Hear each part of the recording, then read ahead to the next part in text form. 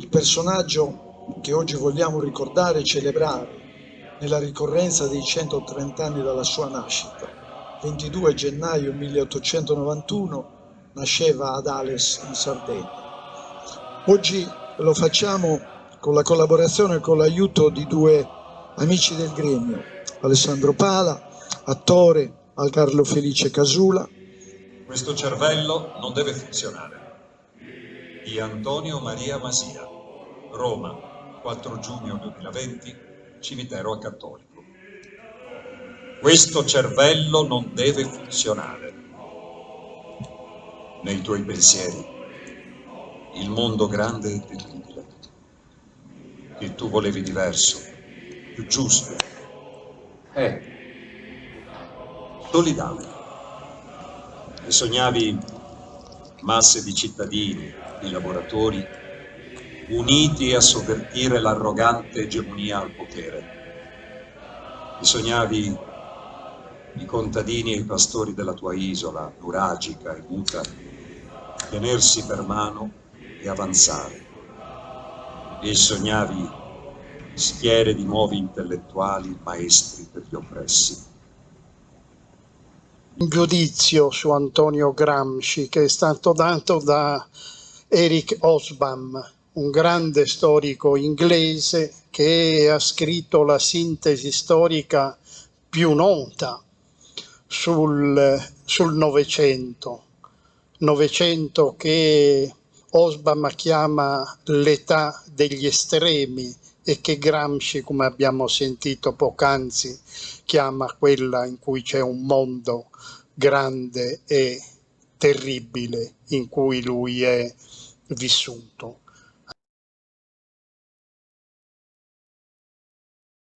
Siamo qui per ricordare e celebrare la giornata della memoria. Edith Bruck, che è una delle poche italiane, forse 10-11, che sono sopravvissute in vita, sopravvissute viventi della Shoah. Ma lei non è solo una sopravvissuta, è anche una scrittrice, una poetessa, una regista, una sceneggiatrice.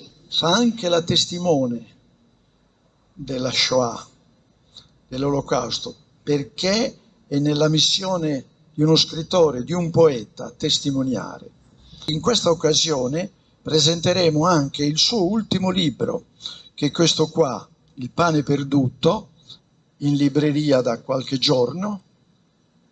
Allora noi questo viaggio sulla memoria lo faremo attraverso le pagine del tuo libro. Vogliamo iniziare dando la parola all'attrice Stefania Masala, leggendoci una bellissima poesia dal primo libro di poesie di Edith Bruck, Noi, che è proprio una poesia che è una poesia di presentazione del personaggio. Per noi sopravvissuti è un miracolo ogni giorno, se amiamo. Noi amiamo duro, come se la persona amata potesse scomparire da un momento all'altro, e noi pure. Per noi sopravvissuti, il cielo o è molto bello o è molto brutto. Le mezze misure, le sfumature sono proibite. Con noi sopravvissuti bisogna andare cauti, perché un semplice sguardo storto, quello quotidiano, va ad aggiungersi ad altri tremendi, e ogni sofferenza fa parte di una, unica, che pulsa col nostro sangue. Secondo me oggi è molto più importante raccontare il passato per il presente e per il futuro, e quindi viviamo in un momento così difficile, così come allora quasi, anche se non c'entra nulla.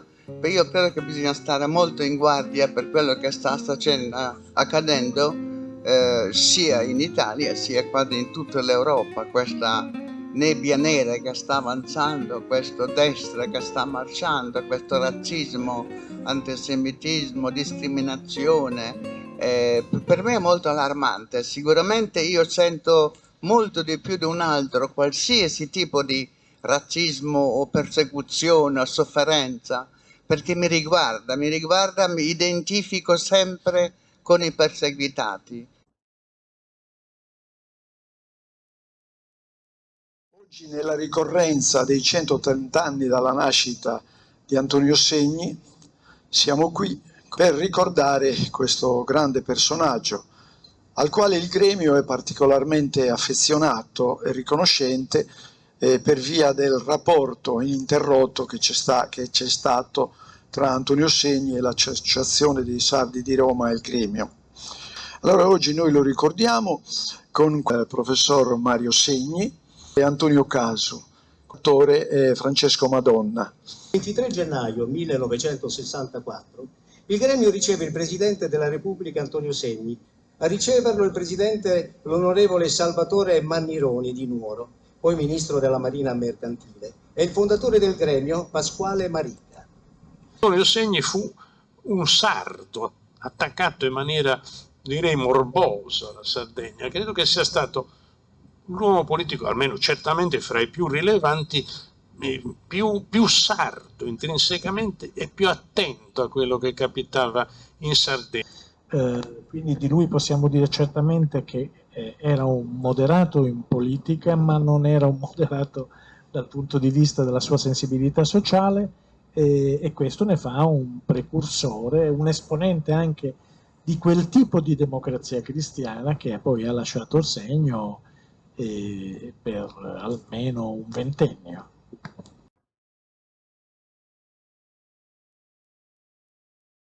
Anni dalla nascita di Grazia Deledda. Alla mia sinistra c'è Neria De Giovanni, massima esperta su Grazia Deledda, e Grazia Francescato. L'altra nostra ospite è Stefania Masala, attrice. Dal libro di Neria, Il cammino di Efix tra i luoghi di Canne al Vento. La domenica dopo Pasqua andò a una piccola festa campestre nella chiesetta di Valverde.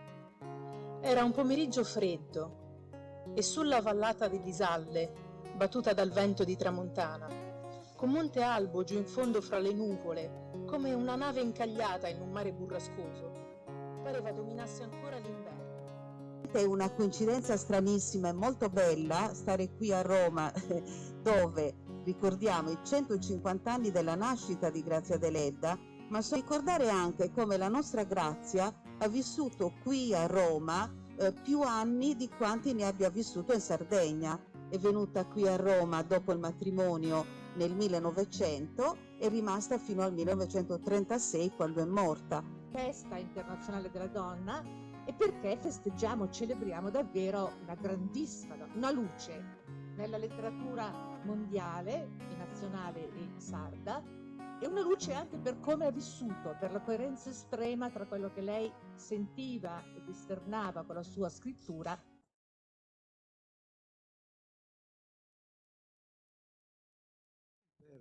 Ricordare l'uomo, il politico e anche il presidente del gremio, lo è stato per 10 anni, dal 61 al 71, Salvatore Mannironi. Alla mia sinistra Grazia Mannironi, figlia di Salvatore Mannironi, anche lei è stata anche presidente del gremio. L'altro nostro ospite è Antonello Soro, importante uomo politico italiano, sardo, e l'attore Francesco Madonna. La presidenza Mannironi sarà pienamente e continuamente all'altezza ed anzi contribuirà a dare al gremio maggiore visibilità ed importanza nell'ambito della vita culturale capitolina, con conseguenti ricadute positive in Sardegna. Salvatore Mannironi nasce a Nuoro il 10 dicembre 1901. Di fatto mantiene per 10 anni la presidenza del gremio fino al 6 aprile 1971, giorno della sua scomparsa. Questo cinquantenario fa entrare Mannironi nella storia, e adesso è la storia che giudica il politico. Mannironi è stato un antifascista per niente timido, in una stagione nella quale molti italiani erano timidi nella manifestazione della loro, rifiuto della prospettiva che si apriva per l'Italia.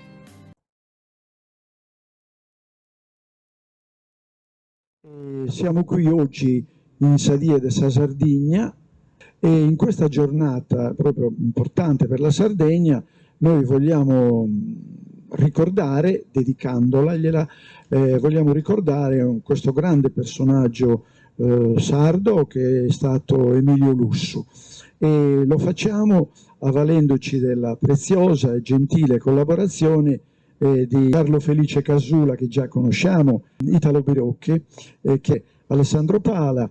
Emilio Lussu nasce ad Armungia, in provincia di Cagliari, il 4 dicembre 1890 e muore a Roma il 5 marzo 1975. Nel 1921 fonda il Partito Sardo d'Azione, caratterizzato fin dall'inizio come movimento autonomista e federalista. Quando parlava della Sardegna, provava a ragionare sul futuro, e non a caso voglio ricordare uno dei suoi scritti più belli, che è L'avvenire della Sardegna, che un po' è l'introduzione di un numero unico della rivista di Piero Calamandrei, Il Ponte, dedicato interamente alla Sardegna, con una consulenza straordinaria da parte di Piero Calamandrei. Lussu in primo luogo, poi Giuseppe De Sì per la parte letteraria e poi ancora Salvatore Satta. Sia un uomo politico e non solo politico, letterato e anche giurista nella prima fase, essendo un, si dice in latino, homo civilis, uomo cioè cittadino, che sente l'impegno politico, lo sente come dovere di cittadino nell'ambito della comunità a cui appartiene. Essere un uomo di pensiero, oltre ad essere un politico, è stato anche un uomo d'azione. Non a caso la parola azione ricorre più volte nelle sue creature, il Partito Sardo d'Azione, il Partito d'Azione in una seconda fase.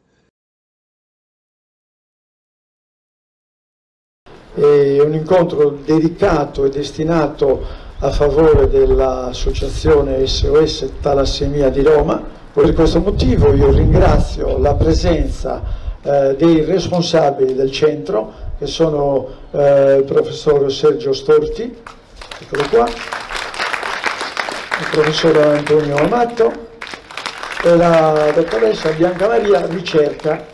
Cesare Borci. Mi fa un grande onore aver conosciuto il dottor Amato, il professor Amato, perché mi ha coinvolto in una cosa che io non conoscevo, cioè sapevo della talassemia, della microcitemia, però non conoscevo la realtà del loro centro. Buonasera, grazie a tutti per essere qui in questa bellissima location che ci è stata messa a disposizione dal gremio e dal suo presidente Antonio Masia, e vi ringrazio per essere qui con noi a perseguire questa strada di speranza per la riapertura del centro della microcitemia nella sua piena efficienza. Presidente del Consiglio regionale della Sardegna, l'onorevole Michele Pais.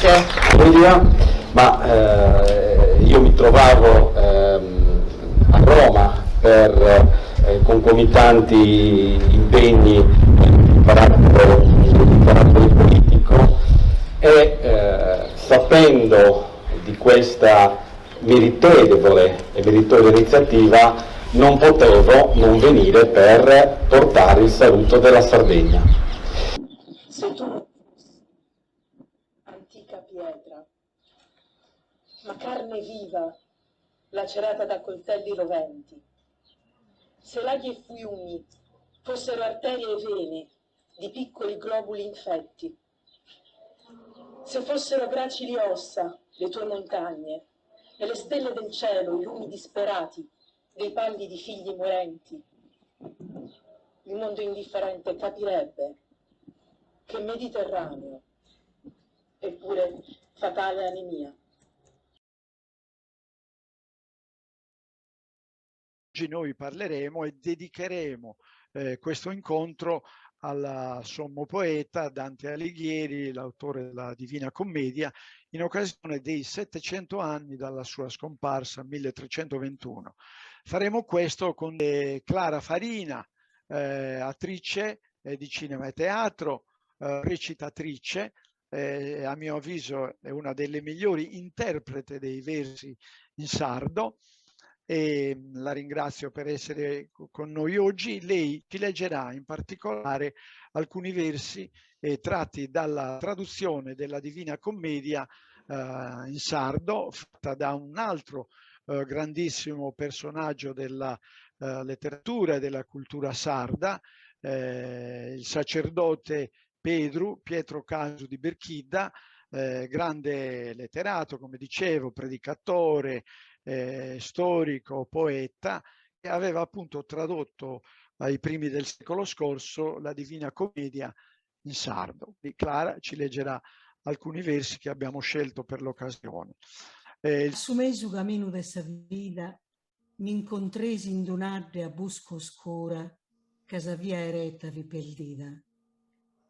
Cantannarre rite vive, scosa dura, savoresta e remida, e aspra e forte, che insamente rinnova sa paura.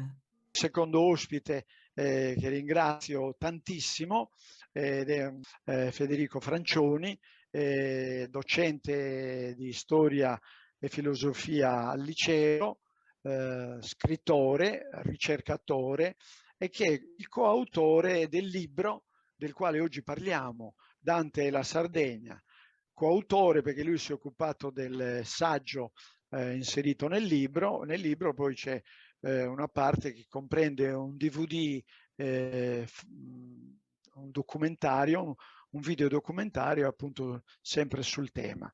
Vogliamo brevemente ricordare i canti in cui si fa un riferimento diretto a luoghi, a personaggi sardi. Innanzitutto il canto 22esimo dell'Inferno, il canto dei barattieri immersi nella pece bollente, il canto di frate Gomita di Gallura, il canto di Donno Michelzanchi di Logodoro.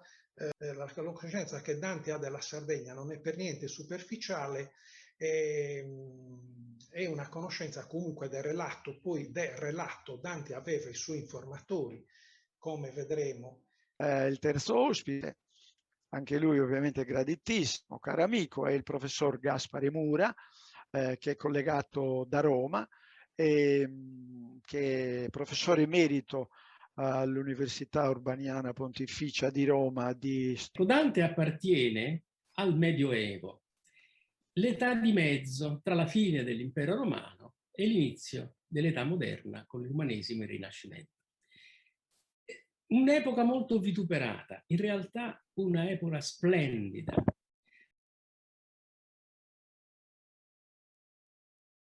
Questo è un evento organizzato dalla nostra associazione Il Gremio e dall'associazione degli Amici del Piemonte, rappresentata dal vicepresidente Francesco Ugolini, e anche da una delle nostre relatrici, la dottoressa Pasqualini. Il libro del professore Mario Segni è un libro molto interessante, è un libro molto denso, le cui pagine vanno lette e rilette.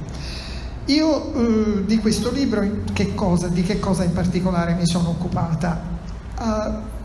Da 15 anni mi occupo di storia istituzionale dei servizi di informazione per la sicurezza dello Stato. Vorrei provare, per inquadrare questa tematica ci vorrebbe molto tempo, quindi ricorrerò a 3 chiavi interpretative. Il quadrante internazionale, la crisi economica, la dialettica politica. Il quadrante internazionale è importante perché stiamo parlando dei primi anni 60. Sono così lontani che non c'è memoria, però negli anni 60 succede di tutto.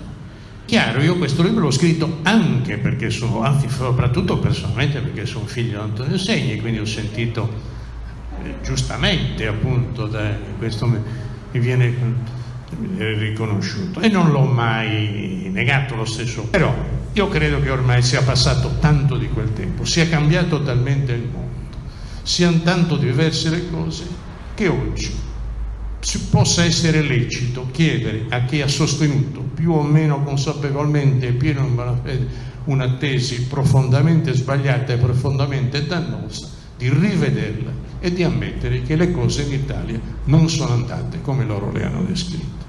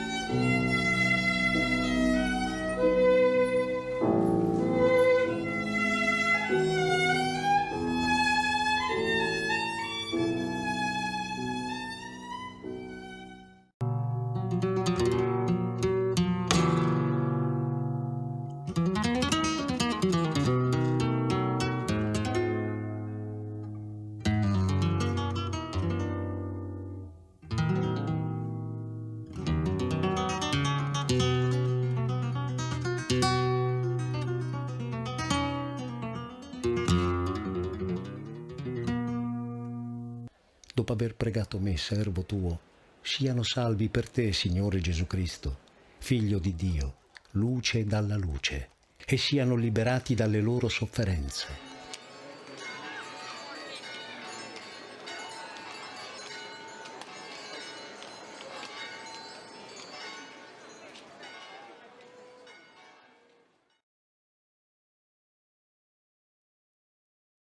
Luca Tese ci racconterà un sogno, una cosa impossibile da credere. Ecco. Lascio la parola a lui, perché ci porterà veramente a sognare una stirpe di uomini, perché non è una storia soltanto di calcio, è una storia di uomini. Questi 2 libri, e ne farò anche un terzo, Cuori Rossoblu e Cuori Campioni, sono un trittico che racconta tutto e il calcio per niente, cioè il calcio è solo il fondale in cui è ambientata la storia. Voglio andare addirittura oltre, nel senso che per me è stato un modo per raccontare una generazione e 7 anni magici che hanno cambiato il Cagliari come squadra, la Sardegna come regione e l'Italia.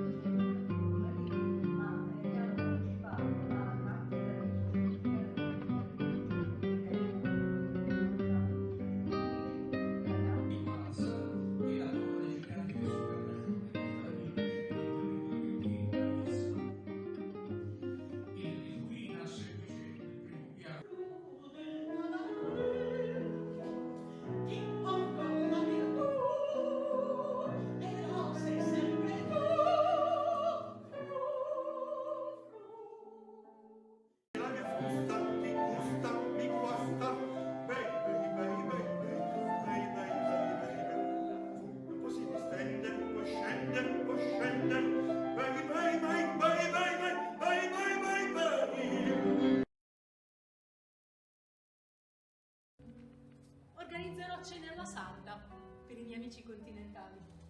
Gli racconterò le nostre leggende di Janas e di giganti. Annaffierò le mie serate di nepente e di nostalgia. Aspetterò il maestrale arrivare, portare il profumo del mirto e le voci di casa. E nel silenzio forse riuscirò a sentire lo sciabordio del mare.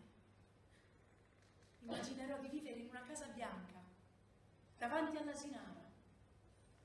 E lì resterò, a sognare un altro viaggio in Sardegna. Noi con questo evento concludiamo la nostra attività del 2021.